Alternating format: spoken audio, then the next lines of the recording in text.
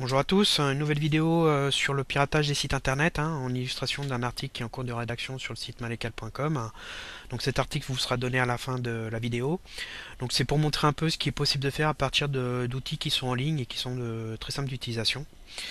Donc vous allez voir qu'on peut après accéder à pas mal de choses.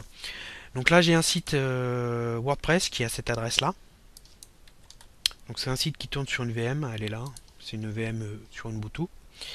Et donc on va pirater ce site en commençant par une attaque brute force qui va permettre de récupérer un accès administrateur sur le WordPress.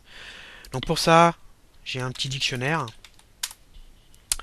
et on va utiliser un outil qui va permettre successivement de tenter ces mots de passe sur la page d'identification, et s'il y a un de ces mots de passe qui fonctionne, il nous l'indiquera. Donc l'outil il est là. Donc il s'appelle wbrut. On indique l'adresse du site WordPress, l'utilisateur, donc là c'est Mallecal morte, et le fichier dictionnaire où il y a le mot de passe à tester. Et donc là, il nous indique que le mot de passe fuck fonctionne. Donc on va vérifier.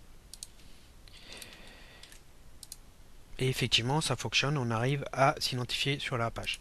Donc ça fonctionne que si les mots de passe sont faciles, d'où les recommandations habituelles qui vous indiquent d'utiliser des mots de passe forts. D'ailleurs, WordPress vous interdit d'utiliser des mots de passe faibles.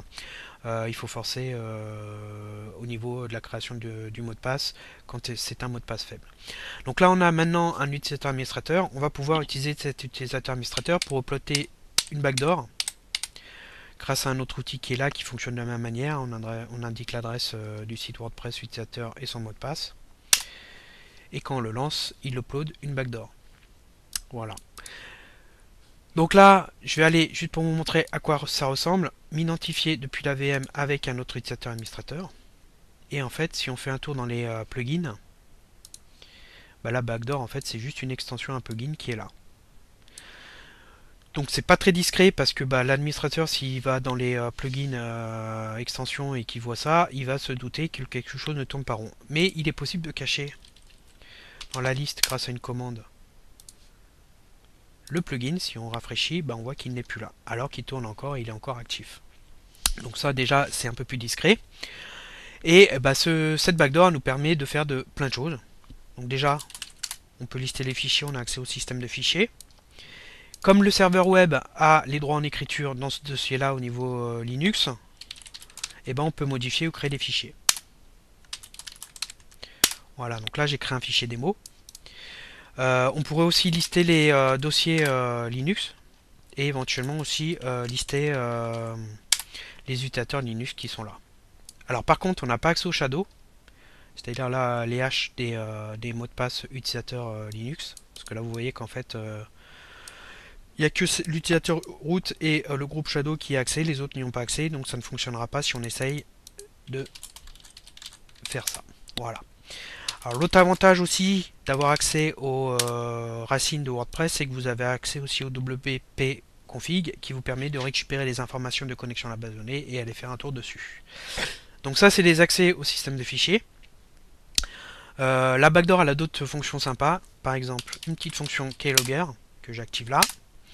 Et si je me déconnecte de mon WordPress et qu'un autre utilisateur, par exemple admin, se connecte avec un mot de passe fort, vous voyez qu'il est très long,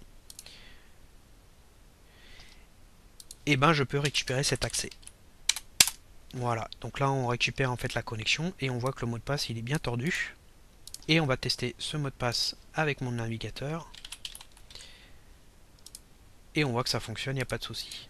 Donc ça, ça vous permet de récupérer d'autres accès, notamment si l'administrateur s'aperçoit que le premier compte avec le mot de passe faible, il y a une connexion depuis une IP anormale et qu'il change son mot de passe, et normalement vous avez eu le temps de récupérer d'autres accès. Donc ça c'est la première chose. Comme on a accès au système de fichiers, on peut installer d'autres backdoors, par exemple avec un wget qui nous permet de télécharger des fichiers distants en web. Donc on indique l'adresse du site. Et on va mettre ça, par exemple, à la racine. Alors où est-ce que je l'ai là? Voilà. Sous un nom. assez discret qui n'éveillera pas de soupçon.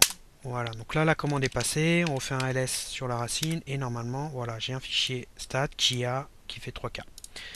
Et donc après je vais sur ce fichier là et on a une autre petite backdoor en web cette fois qui nous permet après de faire d'avoir accès à tout ce qu'on veut quoi.